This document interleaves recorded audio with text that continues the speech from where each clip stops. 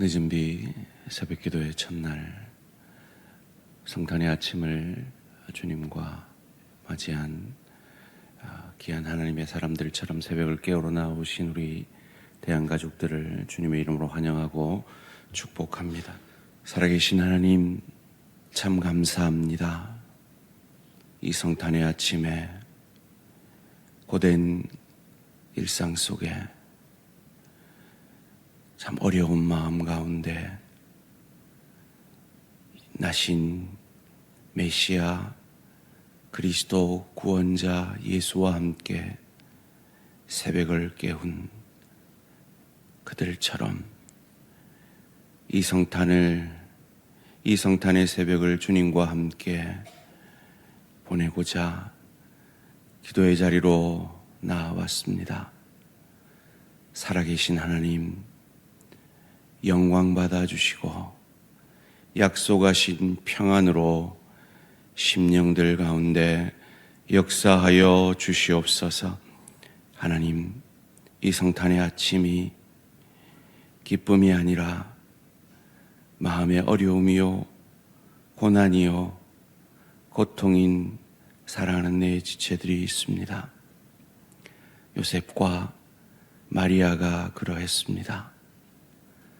목자들이 그러하였습니다.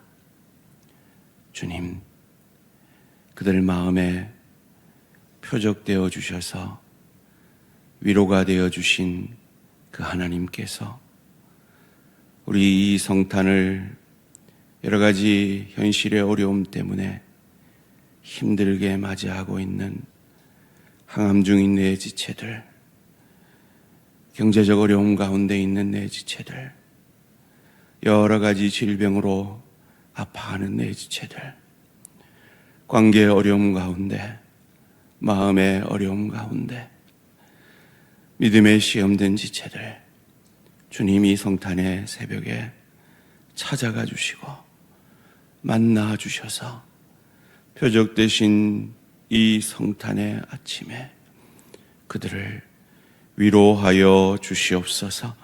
오늘 말씀 통해 그 위로의 하나님을 만나기 원합니다.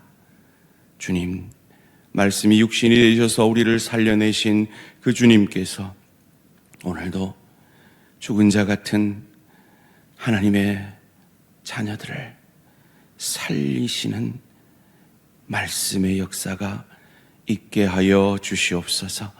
감사드리오며 이 모든 말씀 주 예수 그리스도의 이름으로 기도합니다. 아멘. 오늘 우리 주신 하나님의 말씀 누가복음 2장 8절에서 21절까지 말씀입니다. 누가복음 2장 8절에서 21절까지 말씀, 한 절씩 교도하실 때 살아계신 하나님의 음성을 들으시기 바랍니다. 누가복음 2장 8절 말씀입니다. 그 지역의 목자들이 밤에 밖에서 자기 양떼를 지키더니 주의 사자가 곁에 서고 주의 영광이 그들을 두루 비추매 크게 무서워하는지라. 천사가 이르되 무서워하지 말라. 보라, 내가 온 동네에 미칠 큰 기쁨의 소식을 너희에게 전하노라. 오늘 다윗의 동네에 너희를 위하여 구주가 나셨으니 곧 그리스도 주시니라. 너희가 가서 강보에 쌓여 구유에 뉘어 있는 아기를 보리니 이것이 너희에게 표적이니라 하더니 보려니 수많은 천군이 그 천사와 함께 하나님을 찬송하여 이르되 지극히 높은 곳에서는 하나님께 영광이요 땅에서는 하나님이 기뻐하시는 사람들 중에 평화로다 하니라.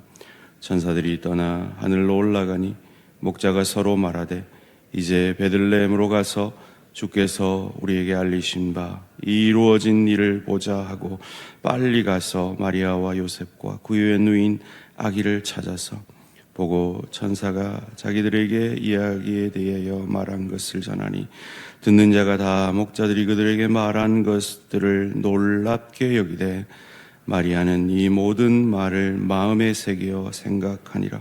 목자들은 자기들에게 이르던 바와 같이 듣고 본 그 모든 것으로 인하여 하나님께 영광을 돌리고 찬송하며 돌아가니라. 할 8일이 때문에 그 이름을 예수라 하니 곧 잉태하기 전에 천사가 일컬은 바로라. 아멘. 표적인 구유에 누인 아기, 한번 따라해 봅시다. 표적인 구유에 누인 아기 라는 제목으로 잠시 말씀을 나누기 원합니다. 우리가 읽은 본문 직전에 예수님은 여관에 있을 곳이 없어 짐승의 집인 그 구유에 짐승의 밥통에 누이셨다라는 것을 묵상했습니다. 그런데 여관이라고 번역한 이 원문 카탈루마는 여관이라고 번역하기에는 조금은 어색한 단어입니다. 성경은 성경으로 풀라고 했기 때문에 이 카탈루마라는 단어가 다른 곳에서 어떻게 쓰였고 번역되었는지를 보면 그 의미를 조금 더 분명히 알 수가 있습니다. 이 카탈루마라는 단어가 누가복음 22장 11절에서 쓰였는데요. 예수님께서 유월절 먹을 곳을 찾으면서 10절에 물 한 동이를 가지고 가는 사람에게 11절에서 유월절 먹을 객실을 구합니다. 이 카탈루마라는 단어를 다른 본문에서는 객실, 게스트룸이라고 번역을 했습니다. 그래서 영어 성경에도 이전에 번역된 킹 제임스 버전은 인, 여관이라고 번역되어 있는데요. 이 NIV, 최근에 번역된 번역에는 게스트룸이라고 번역되어 있습니다. 그도 그럴 것이 그 시대의 신학자들은 베들레헴이 약 300에서 한 1000명 정도 사는 아주 조그마한 산골 마을이라고 말합니다. 그런 곳에 전문적인 여관이 있었을 리가 만무합니다. 더군다나 그 시대는 나그네를 환대하는 이 유목 문화의 시대입니다. 그러니까 집마다 게스트룸이 있었다는 거죠. 무슨 말입니까? 마리아와 요셉은 그의 고향으로 갔습니다. 분명히 먼 친척이라도 있었을 것입니다. 그런데 그 친척들에게조차도 멸시를 받은 상태였다라는 것이죠. 왜요? 이스라엘은 이 정혼하기 전에 이 약혼을 하는 그 풍습 가운데 있는 그들이 이미 배가 불룩해서 그들을 찾아왔기 때문입니다. 그 보수적인 문화 속에서 그것들을 받아들일 수가 없었던 거죠. 왜 이들이 친척들로부터 멸시와 천대를 받았을까요? 하나님이 이루시고자 하는 뜻 때문이었습니다. 그런 이 가슴 아픈 멸시를 받아 가슴 아픈 그들을 하나님은 위로하시기 위해 그들보다 더 천대받던 목자들, 그 시대에 가장 천대받던 목자들을 찾아오십니다. 8절 말씀입니다. 그 지역의 목자들이 밤에 밖에서 자기 양떼를 지키더니, 그 시대에 밤에 양떼를 지키던 목자들은 그 양들의 주인이 아니었습니다. 주인들은 낮에 와서 공동 목장 가운데 자기 양떼 이름을 불러 낮에 자기 양떼들을 다 데리고 가고, 그들이 자는 시간에 그 공동 목장, 그 지역의 사람들이 고용한 고용인이었죠. 오늘날로 말하면 지금 이 시간에도 편의점에서 일하고 알바하고 있는 이 시대의 가장 어려운 삶을 살아가는 우리들의 청년들의 모습과도 같은 그들이었습니다. 그 천대받던 이들에게 천사들이 나타납니다.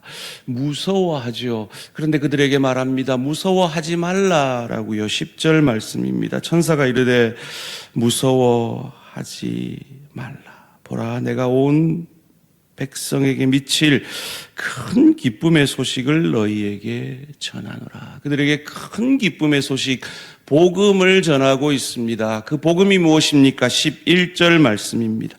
오늘 다윗의 동네에 너희를 위하여 구주가 나셨으니 곧 그리스도 주시니라. 이 다윗의 동네에, 이 베들레헴에 선지자들이 예언한 대로 너희들이 기다리던 메시아 그리스도 구주가 나셨다라는 기쁜 소식을, 복음을 전합니다. 그리고 이 복음이 표적임을 말을 하는데요, 이 표적이 그들에게 나타난 천군 천사의 찬양이 아닙니다. 그 화려한 찬양이 아니라, 그 놀라운 기적이 아니라 초라한 구유를 표적이라 말합니다. 12절 말씀 함께 읽습니다. 시작. 너희가 가서 강보에 쌓여 구유에 뉘어 있는 아기를 보리니 이것이 너희에게 표적이니라 하더니, 이 요한복음에 계속 나오는 단어 표적이라는 단어입니다. 사인이라고 번역이 번역되어 있죠. 사인이 무엇입니까? 대표적으로 신호등이 사인이죠. 빨간불이면 멈추라, 파란불이면 가도 된다라는 그 사인 말이죠. 무언가를 말하고 있는 겁니다. 이 광보에 쌓여 구유에 누인 이 아기가 표적이랍니다. 무엇을 말하고 있답니다. 무엇을 말하고 있습니까? 비천한 상황 속에서도 하나님은 여전히 일하고 계신다는 것입니다. 하나님은 깊고 넓고 크게 일하셔서 하나님의 구원의 일을, 그 기적을 이루고 계시며 합력하여 선을 이루고 계신다라는 것입니다. 오늘 이 새벽, 이 성탄의, 기쁨의 성탄의 새벽에 마리아와 요셉처럼, 목자들처럼 현실의 어려움 가운데 그 기쁨을 잃어버린 이들에게 주님이 말씀하십니다. 아니다. 너의 그 형편처지 속에서 나는 지금 일하고 있다. 너의 암과 내가 함께 싸우고 있다. 너의 질병과 내가 함께 아파하고 있다. 너의 가난을 내가 함께 짊어지고 있다. 너의 어려움을 내가 함께 감당해내고 있다. 그리고 그 일은 그 일로 끝나지 않는다. 반드시 합력하여 선을 이룰 것이다. 그 가장 어린 그 아기가, 짐승의 밥통에 누인 그 아기가 너희를 구원해낼 것이다. 그 메시지를 우리에게 전해주고 있는 것입니다. 이 성탄의 메시지가 오늘 마음의 어려움 가운데 있는 우리 대한가족들에게 표적이 되어지시기를 주님의 이름으로 축원합니다. 이 천사들이 노래합니다. 13절 14절 말씀입니다. 호련히 수많은 천군이 그 천사와 함께 하나님을 찬송하여 이르되 지극히 높은 곳에서는 하나님께 영광이요 땅에서는 하나님이 기뻐하신 사람들 중에 평화로다 하니라. 아멘. 이 약속하신 평화가 우리 모든 성도님들에게 있어지기를 주님의 이름으로 축원합니다. 그런데 아무나 누릴 수 있는 평화가 아닙니다. 하나님이 기뻐하시는 이만이 누릴 수 있는 평화입니다. 첫 성탄도 모든 사람이 기뻐하지 않았습니다. 헤롯 대왕과 사두개인과 바리새인들은 슬퍼했습니다. 분노했습니다. 오늘날도 그러합니다. 여러분, 청교도, 그 신앙의 자유를 위해 청교도들이 세운 나라 미국, 그 미국이 청교도들이 건너간 지 200년이 넘어가자 크리스마스예요. 메리 크리스마스라고 인사하지 못하는 나라가 되어가고 있습니다. 대법관이 TV에 나와서 인터뷰를 하면서 메리 크리스마스라고 인사했다고 온 언론이 그를 비난하는 나라가 되어가고 있습니다. 놀랍게도 미국은 50개 주가 있습니다. 그 50개 주에서 메리 크리스마스는 기독교라는 한 종교에 편협한 인사이니 그렇게 인사하지 말고 해피 할러데이, 행복한 공휴일 되세요라는 그 말이 보편적인 인사가 되어야 한다라는 그 미국의 문화 속에서 50개 주를 조사를 해봤대요. 해피 할러데이라는 인사가 많은지 메리 크리스마스라는 인사를 더 틱톡이나 SNS에서 더 많이 쓰는지 조사를 해봤더니 놀랍게도 미국이라는 그 기독교 나라가 해피 할러데이라는 인사를 쓰는 주가 메리 크리스마스라는 인사를 쓰는 주보다 훨씬 많았다는 거예요. 이것이 세상입니다. 우리 다음 세대들이 살아내고 있는 세상입니다. 우리 다음 세대들이 학교에 그 반에 가면요, 자기 혼자 예수를 믿는 경우가 많대요. 3% 미전도 종족이 되어가고 있기 때문입니다. 우리가 그들을 위해 기도해야 하고 그들을 위로해야 하고 그들의 영혼을 위해서 함께 힘을 모아야 하는 이유가 여기에 있습니다. 그 세상 속에서 이 기쁨의 소식을 진심으로 믿는 자들에게는 하나님은 그 환경 때문이 아니라 그들의 인생을 주관하는 주님 때문에 평화를 주신다라고 약속하십니다. 비록 친척들에게는 멸시받아 그의 사랑스러운 구세주 예수 아기를 말밥통에 짐승의 밥통에 누일 수밖에 없는 현실이지만 비록 내 양 한 마리 없어서 밤을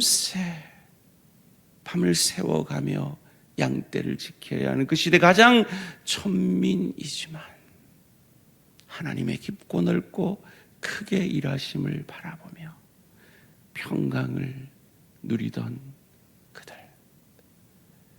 그리고 이 하나님의 위로하심을 마리아는 어떻게 반응하고 있습니까? 19절 말씀 함께 읽습니다. 시작. 마리아는 이 모든 말을 마음에 새기어 생각하니라. 아멘. 하나님, 왜 내가 내 친척들에게 천대받아서 고향 땅에 왔는데 잘 곳도 없어요. 그런 마음이, 그런 인간적인 마음이 들 수 있었던 그들에게 하나님, 왜 내가 암이에요? 왜 내가 이런 질병으로 수술을 받아야 하고 왜 내가 여전히 이렇게 힘든 시간을 보내야 돼요? 왜 나는 이렇게 가난해요? 왜 나는 이렇게 관계가 어려워요? 왜 나는 내 마음에 이렇게 어려워요? 그 현실 속에서 아니다, 그 가운데 나는 일하고 있다. 나는 합력하여 선을 이루고 있다. 그것이 내 아들을 짐승의 밥통까지 낮아지게 한 그것이 너에게 표적이 되어지고 사인이 되어지고 위로가 되어질 것이다. 그것을 참 위로로 여기는 자는 어찌 해야 합니까? 20절 21절 말씀 함께 읽습니다. 시작. 목자들은 자기들에게 이르던 바와 같이 듣고 본 그 모든 것으로 인하여 하나님께 영광을 돌리고 찬송하며 돌아가니라. 할례할 8일이 되매 그 이름을 예수라 하니 곧 잉태하기 전에 천사가 일컬은 바로라. 아멘. 하나님께 영광을 돌리며 찬송했던 목자들처럼 처녀의 몸에 아기를 잉태할 것이라는 이 청천벽력의 소식을 듣고도 그것을 감당해내고 마침내 그 아기를 이 땅에 태어나게 하고 8일 만에 그 예언대로 그 아이의 이름을 내가 짓고 싶은 대로 지은 것이 아니라 예수라고 지음으로 순종해낸 마리아와 요셉처럼 그 표적을, 그 큰 기쁜 소식을 먼저 받은 우리들이 순종함으로 이 복음을 목자들처럼 다가오는 주일, 새가족 초청주일에 전하고 초청함으로 목자들처럼 하나님께 영광을 돌리고 찬송함으로 하나님께 영광이 되어지는 저와 우리 모든 성도님들 되시기를 주님의 이름으로 축원합니다. 살아계신 하나님, 성탄의 아침에 이 지친 목자들처럼 예수님의 나심을 기뻐하며 이 천사들이 나타난 소식을 천사들을 본 적 없는, 천사들의 찬송 소리를 들은 적 없는 마리아와 요셉에게 전함으로 친척들의 천대, 자기 아들을 짐승의 밥통에 누일 수밖에 없었던 그 현실의 아픔 속에 있었던 마리아와 요셉을 위로했던 목자들처럼 그들의 현실 속에서도 이 귀한 큰 기쁨의 소식을 전하러 나온 이 목자들처럼, 그리고 이 위로를 마음에 새긴 마리아처럼, 그리고 그 예언들을, 명령들을 예수라 이름함으로 순종했던 마리아와 요셉처럼 이 성탄의 아침에 우리의 현실만을 바라보는 것이 아니라 우리의 현실이 하나님의 일하심의 표적인 것을 믿음으로 하나님께 영광을 돌리며 주의 말씀을 마음에 새김으로 순종하는 복된 우리 대한가족들 되어질 수 있도록 축복하여 주시옵소서. 감사드리오며 이 모든 말씀 주 예수 그리스도 이름으로 기도합니다. 아멘. 하늘에 계신 우리 아버지, 이름이 거룩히 여김을 받으시오며 나라가 임하시오며 뜻이 하늘에서 이루어진 것 같이 땅에서도 이루어지이다. 오늘 우리에게 일용할 양식을 주시옵고 우리가 우리에게 죄 지은 자를 사하여 준 것 같이 우리 죄를 사하여 주시옵고 우리를 시험에 들게 하지 마시옵고 다만 악에서 구하시옵소서. 나라와 권세와 영광의 아버지께 영원히 있사옵나이다. 아멘. 지난 일부 예배를 마치고 우리 문대성 집사님이 저한테 목사님 어쩌시려고 합니까? 그러시더라고요. 이 늦은 비특세 개근하면 제가 커피 쏜다고 저희 집 파산할까봐 걱정해서 하시는 소리인데 걱정하지 마시고 오늘 참석하신 모든 분들 꼭 커피 드시기를 주님의 이름으로 축원합니다. 오늘 잠비아 김지혜 선교사님을 위한 기도 제목입니다. 첫 번째로 몽구 지역 정착과 개척교회 사역을 위해, 두 번째로 방주 도서관 프로젝트와 성경학교 사역을 위해, 세 번째로 선교사님의 건강회복과 안전을 위해, 개척교회 사역을 위해, 도서관 사역과 성경학교 사역을 위해, 선교사님의 건강회복과 안전을 위해 잠비아 김지혜 선교사님을 위해 기도해 주시기 바랍니다. 오늘 11시에 성탄 감사 예배를 위해서도 함께 기도해 주시고 오늘 하루도 승리하시기 바랍니다.